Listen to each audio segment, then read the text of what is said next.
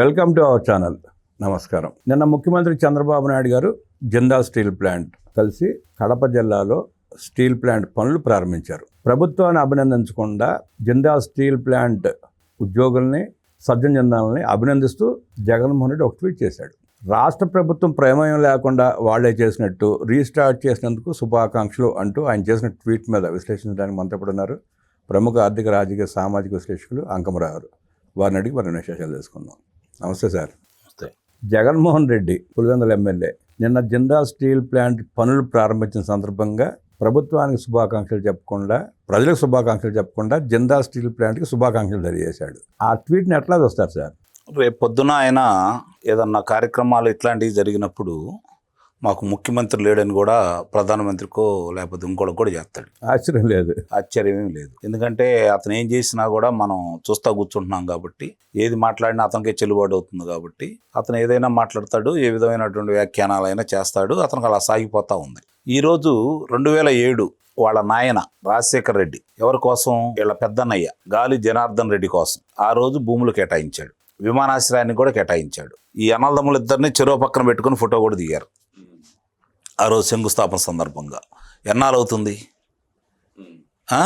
నువ్వు అధికారంలోకి వచ్చావు? 2019 మే 30వ తారీఖు నాడు ముఖ్యమంత్రిగా బాధ్యతలు తీసుకున్నావు. జూన్ 3వ తారీఖు నువ్వు దిగిపోయావు. అంటే 5 సంవత్సరాలు 4 రోజులు నువ్వు ముఖ్యమంత్రిగా పనిచేసావు. 2 సార్లు శంకుస్థాపన చేసావు. అక్కడ చెల్లికి మళ్ళీ పెళ్ళైనలాగా 2 సార్లు నువ్వే శంకుస్థాపన చేసావు. ఈ రోజు నువ్వు వచ్చి మాట్లాడుతున్నావు. నీ కడప జిల్లా, నీ ఊరు దగ్గర, నీ ఊళ్ళోకి, నీ పులివెందలకి చంద్రబాబు నాయుడు గారు ముఖ్యమంత్రిగా ఉన్న సమయంలో 2014 నుంచి 2019 వరకు చక్కగా నీరు అందించాడు. నీ జిల్లాకి, అనంతపురం జిల్లాకి ఏదైతే నాయకుల నిర్లక్ష్యం వల్ల వెనకబడిన ప్రాంతంగా పిలువబడుతుందో, మరోసారి చెబుతున్నాను, నాయకుల నిర్లక్ష్యం వల్ల, నాయకుల యొక్క ముఠా తగాదాలను దృష్టిలో పెట్టుకొని దాన్ని మీద పెట్టిన శ్రద్ధ ఆ ప్రాంతం అభివృద్ధి గురించి పెట్టనందువల్ల వెనక్కి వెట్టివేయబడ్డ ప్రాంతమే తప్ప వెనకబడ్డ ప్రాంతం కాదు. అది అపారమైనటువంటి గని సంపద ఉంది. ఈ నీరు ఈ విధంగా అందిస్తే అద్భుతాలు సృష్టించగల వ్యక్తులు ఈరోజు ప్రజలని చెప్పని వ్యవసాయంలో వాళ్ళు పంటలు చూపిస్తే ఈరోజు కడప, అనంతపురం జిల్లాకు సంబంధించి ప్రత్యేక రైల్లో అరటిపళ్ళు ఢిల్లీకి పంపిస్తున్నారు. ఆ స్థాయిలో అద్భుతాలు సృష్టిస్తున్నారు వాళ్ళకి గనక నీరు అందిస్తే. కానీ మీ ఆధిపత్యం కోసం, మీ దోపిడీ కోసం ఆ ప్రాంతాన్ని అభివృద్ధి చేయకుండా ఇప్పటివరకు కొనసాగించకుండా వచ్చింది మీరు, మీ వారసులు. ఇది మాత్రం నిస్సందేహంగా చెప్పుకోవచ్చు. అంటే రాజకీయ నాయకులు, వారసులు అంటే ఈయన ఇప్పుడు పిల్లాడు అనుకోండి, అంతకుముందు ఉండేవాళ్ళు రాజకీయ నాయకులు ఆ విధంగా చేసుకుంటూ వచ్చారు. 1983కు ముందు రాయలసీమ 1989 దాకా ఏ విధంగా ఉంది, 1989 నుంచి 94 వరకు మళ్ళీ అక్కడ ఎలాంటి కార్యక్రమాలు నిర్వహించారు, 94 నుంచి 2004 వరకు రాయలసీమను ఏ విధంగా ముందుకు తీసుకెళ్లాడు చంద్రబాబు నాయుడు, అలాగే 2014 నుంచి 2019 వరకు ఏ విధంగా జరిగింది, 2004 నుంచి 2009 వరకు రాజశేఖర రెడ్డి హయాంలో ఏ విధంగా వెనకబడిపోయింది, ఆ తర్వాత వాళ్ళు కూడా ఎందుకు ముందుకు తీసుకెళ్ళలేకపోయారు. మరి ఈరోజు అక్కడ ఆ ప్రాంతంలో జొన్నగిరి ఈరోజు స్వర్ణగిరిగా చంద్రబాబు నాయుడు ఏ విధంగా మారుస్తున్నాడు. కియా పరిశ్రమను తీసుకొని వచ్చేసి అక్కడ ఈరోజు అభివృద్ధికి బాటలు వేస్తే అక్కడ దానికి సంబంధించి వాళ్ళు ఇంకొక అనుబంధంగా ఇంకొక పరిశ్రమ పెట్టాలని చెప్పి వాళ్ళు ముందుకు వస్తే వాళ్ళని ఏ విధంగా తరిమేశారు పక్క రాష్ట్రాలకి.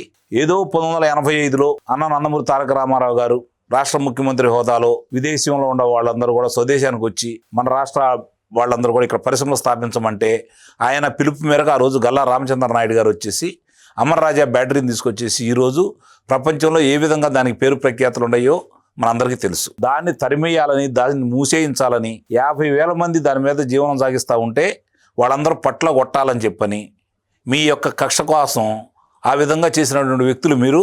మీ దెబ్బకి 10,000 కోట్ల రూపాయలు పెట్టుబడి వచ్చి తెలంగాణలో పెట్టారు. ఈరోజు మీరు మాట్లాడుతూ ఉన్నారు. ఇక్కడ ఇంకొక అంశాన్ని కూడా ఇక్కడ ఎత్తుకోవాలి మనం.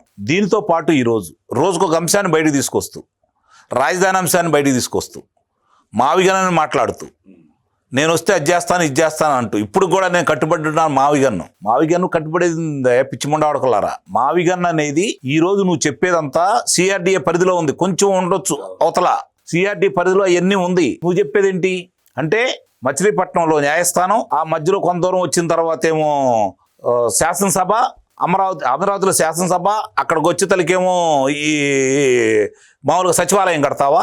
ఈ రోజు అక్కడ ఒకవేళ ఏర్పాటు చేసుకుందాం అనుకుందాం. అతని ఆలోచన దానికి చిన్న ఉదాహరణ ప్రజలు కూడా అర్థం కావడం కోసం, అతను ఒక పార్టీ తప్ప మిగిలిన భారతదేశంలో ఉన్నటువంటి అన్ని పార్టీల వాళ్ళు దీనికి లోక్సభలోను రాజ్యసభలోను మద్దతు తెలిపి దాని గురించి మాట్లాడి ఇది ఈ 3 రాజధానులు తప్పని చెప్పిన వాళ్ళు తీర్మానం చేసేసి ఒకటే రాజధాని ఆంధ్రప్రదేశ్కి అమరావతి అని చెప్పని వాళ్ళు తీర్మానం చేసి ఏకగ్రీవ ఆమోదం చేసి రాష్ట్రపతి గారికి పంపించిన తర్వాత రాష్ట్రపతి గారు ఆమోద ముద్ర వేసి ఈరోజు భారతదేశ చిత్రపటంలో ఆంధ్రప్రదేశ్కి రాజధాని అమరావతి అని చెప్పని వాళ్ళు నిక్షిప్తం చేసిన తర్వాత, ఇది కేంద్రం చట్టం రూపేణా తీసుకొచ్చిన తర్వాత, భారతదేశంలో 28 రాష్ట్రాల్లో ఇంతవరకు ఎక్కడా జరగని ఆంధ్ర రాష్ట్రంలో జరిగిన తర్వాత, రాజధాని కోసం చట్టం తీసుకొచ్చిన తర్వాత, ఈరోజు కేంద్రం ఇన్ని పార్టీలు చేసిన దాన్ని అపహాస్యం చేస్తూ రాష్ట్రపతి సంతకం పెట్టిన తర్వాత వీళ్ళందరూ కలిసి చేసిన తర్వాత దాన్ని అపహాస్యం చేస్తూ ఈ రోజు ఆ విధంగా మాట్లాడుతూ ఉంటే కేంద్ర పెద్దలు కానీ ఇక్కడ ఉన్నటువంటి రాష్ట్ర పెద్దలు కానీ దాని మీద ఎవరికి ఫిర్యాదు చేయకుండా, అలాగే కేంద్ర ఎన్నికల సంఘానికి ఈ పార్టీ మీద ఫిర్యాదు చేయకుండా ఒక రాష్ట్ర అధ్యక్షుడు మాజీ ముఖ్యమంత్రి, రాష్ట్ర పార్టీ అధ్యక్షుడు మాజీ ముఖ్యమంత్రి ఈ విధంగా మాట్లాడుతున్నాడు, దీని మీద మీరు ఎందుకు చర్యలు తీసుకోకూడదని చెప్పని వీళ్ళు ఎందుకు దాని మీద చర్యలు తీసుకునే దాంట్లో ముందుకెళ్ళట్లేదు? రాజద్రోహమే, అది నిస్సందేహంగా రాజద్రోహమే కదా. అంటే మీరు అతను చూసి భయపడుతున్నారని దీన్ని బట్టి అర్థమవుతుంది. అతను మిమ్మల్ని చూసి భయపట్టలా, మీరు అధికారంలో ఉన్నాడు, అతను అధికారంలో ఉన్నాడు, మీరే తెలుసుకోండి. కళ్ళ ముందు గడుపుతున్న అంశం ఇది. చాలా అతని మీద అభియోగాలు వచ్చినాయి. అంటే అతనికి రాష్ట్రం అన్నా రాష్ట్ర ప్రజలన్నా రాజ్యాంగం అన్నా ముందు ఇక్కడ గమనించుకోవాల్సింది ఏంటంటే చట్టం అన్నా రాజ్యాంగం అన్నా అతనికి విలువ లేదు, గౌరవం లేదు. అలాంటి వ్యక్తి భారతదేశంలో పౌరుడికి అందే సౌకర్యాలు అతనికి అందిస్తున్నారు అంటే ఇక ఈ ప్రభుత్వాల యొక్క చిత్తశుద్ధి గురించి మనం ఆలోచించుకోవాలి. నిన్న సజ్జలం మాట్లాడతా హంద్రీనివాకి ఒక పైసా పెట్టలేదు, పనులు చేయట్లేదు, హంద్రీనివాని డెవలప్ చేస్తే బాగుండేది అంటే మత్సుమర్రి ద్వారా హంద్రీనేవాకి నీళ్ళు ఎత్తిపోసి హంద్రీనేవాని మొన్న కొంచెం విశాలంగా చేసి కుప్పం చివరి ప్రాంతాల్లో అంటే కర్ణాటక సరిహద్దు పొలాల వరకు ఆంధ్ర పొలాల వరకు నీరందించింది అతని కళ్ళకు కనపట్టలేదన్నట్టు మాట్లాడుతున్నాడు. అదే నేను అంటుంది. ఈ విధంగా వాళ్ళు ఇష్టారీతిగా అబద్ధాలను పదే మాట్లాడుతూ ఉంటే ప్రజలు స్పష్టంగా దేశానికి స్పష్టంగా కనపడతా ఉంటే దాన్ని కూడా అబద్ధ కల్పనలాగా మాట్లాడుతూ ఉంటే అసలు అలాంటి వాళ్ళని ఏం చేయాలో ఎట్లా నియంత్రించాలో కూడా అర్థం కాని పరిస్థితి. ఇప్పుడు ప్రజలు శిక్షించారా లేదా? 164 స్థానాలు ప్రజలు ఇచ్చారా లేదా? మరి వాళ్ళు ప్రజలంతా తీర్పు ఇచ్చిన తర్వాత దాన్ని అమలు చేయాల్సిన బాధ్యత ఈ కూటమి ప్రభుత్వం అనేదే కదా. తప్పు కూటమి ప్రభుత్వాన్ని పడదాం మనం. ఎందుకంటే ఎందుకు ఉదాసీనంగా ఉంటున్నారు? అదే నేను అంటుంది. జగన్మోహన్ రెడ్డిని, సజ్జల రామకృష్ణారెడ్డిని చూసి భయపడుతున్నారా? అంటే అతను వాళ్ళ అన్నయ్యలు వాళ్ళు అటవీ భూముల్ని ఆక్యుపై చేసుకొని రమారమి 160 కోట్ల పైన ఇతనికి ప్రత్యేక ఇతను సలహాదారుడుగా నియమించినందుకు ఇతని మీద రాష్ట్ర ప్రభుత్వం ప్రజల డబ్బులు ఖర్చు పెట్టారు. దాని గురించి ఎవరు మాట్లాడట్లా. సజ్జల రామకృష్ణారెడ్డి కొడుకు సజ్జల భార్గవ రెడ్డి సోషల్ మీడియా కేసులు ఇరుక్కుని దాని గురించి మాట్లాడట్లా. అదే చెప్పేది. ఇప్పుడు ఇవన్నీ కూడా కళ్ళ ముందు కనపడతా ఉంటే మీరు ఉదాసీనంగా 2 సంవత్సరాల 22 రోజులు అవుతుంది ఈ రోజుకి. అంతకుముందు రోజు మాట్లాడారు వాళ్ళ గురించి. చర్యలేవి ఇప్పుడు కూడా అలా మాట్లాడుతూ ఉంటే ఒకేపునేమో మెడికల్ కాలేజీకి సంబంధించి ఏం మాట్లాడుతున్నాడు? ఎవరన్నా వస్తే, మీరు గుత్తేదారులు ఎవరన్నా వస్తే మిమ్మల్ని జైల్లో పెడతాను, వాటిని రద్దు చేస్తాను అని మాట్లాడుతున్నాడు. పరిశ్రమల గురించి అలానే మాట్లాడుతున్నాడు. ఉద్యోగస్తుల గురించి అలానే మాట్లాడుతున్నాడు. అధికారుల గురించి అలానే మాట్లాడుతున్నాడు. సప్త సముద్రాల అవతల ఉన్నా కూడా లాక్కొచ్చి ఏదో చేస్తానని చెప్పి మాట్లాడుతూ ఉన్నాడు. ఇన్ని విధంగా మాట్లాడుతూ ఉంటే మామూలుగా అతన్ని ఆ విధంగా దేశం మీదకి మీరు వదిలేస్తూ ఉంటే, రోజుకో కార్యక్రమం చేపడతా ఉంటే మొట్టమొదట ఒక దానికి అనుమతి ఇచ్చారండి. ఏదన్నా ఒక సాటికి వెళ్ళడానికి అనుమతి ఇచ్చారు. ఒక 2 గంటన్నరలు వెళ్ళే దాంట్లో 5:30-6 గంటల ప్రయాణం చేసినా, ఇబ్బంది పెట్టినా, నియమ నిబంధనలకు విరుద్ధంగా వ్యవహరిస్తున్నా వీళ్ళు పదే అనుమతిస్తున్నారంటే ఏమనుకోవాలి మనం? లాలూచి పడ్డారనుకోవాలా? ప్రజలను పిచ్చోళ్ళు చేస్తున్నారు అనుకోవాలా? లేదంటే అతనే అధికారంలో లేకపోయినా కూడా అతనే ముఖ్యమంత్రిగా అతనే వీళ్ళని నడిపిస్తున్నారని అనుకోవాలా? అతను పట్టించుకోవట్లేదు ప్రభుత్వం. ఎందుకు అంటే ప్రజలే చూసుకుంటారు. అతను పిచ్చివాగుడు, ప్రజలు చూసుకున్నారు కదా, ఇంకేం చూసుకుంటారు ప్రజలు? అంటే ఇంకా అతనిలోని రాక్షసత్వాన్ని బయట పెట్టాలనే ఉద్దేశంతో ఏంటో ప్రభుత్వం కూడా చూస్తే అంతకుముందు కనపడలేదు ఆ రాక్షసత్వం. ఇంకా 40% మంది ఓట్లేసరికి వాళ్ళకి కూడా అర్థం కావాలి జగన్ రెడ్డి అంటే ఏంటో. అంటే మొట్టమొదటి ఏదన్నా ఏ పార్టీ కన్నా 100% ఓట్లు వేస్తున్నారా భారతదేశంలో? ఎక్కడన్నా ఉందా? మరి జగన్ రెడ్డి లాంటి వాడికి 40% ఓట్లు వచ్చినాయి అంటే ఆశ్చర్యమే. ఆశ్చర్యమేం కాదు. మీ అసమర్థత, మీ ఉదాసీనత. ఎప్పుడు ఉంటారు ఆ ఓట్లు గురించి కాదు ఆలోచించుకోవాల్సింది. శిక్షలు అతను చేసిన తప్పులకి శిక్షలు వేస్తున్నామా లేదా, ఆ దిశగా మనం పయనిస్తున్నామా లేదా, ప్రజలు మనకి ఈ విధంగా ఎందుకు ఈ స్థానాలు ఇచ్చారు, ఇంత ఆధిక్యతను ఎందుకు కనపరిచారు, ఎందుకు మనం ఇలా చూస్తా కూర్చున్నాం.